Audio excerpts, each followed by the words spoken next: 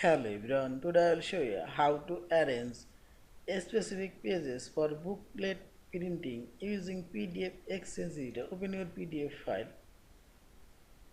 Now select Organize option and select your Mark page option and select your custom page size or standard page size. You can change page orientation, this page margin you can change also.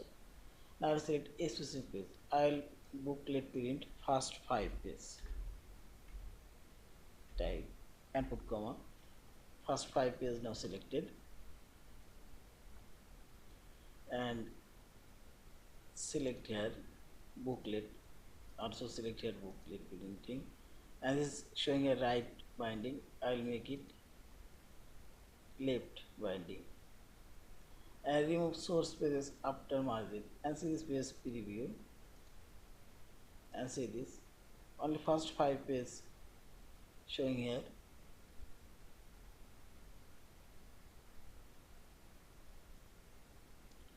Now finally select OK and see this. These are booklet printing page. See this. Yeah. And finally select this file option. Save or save as a PDF file.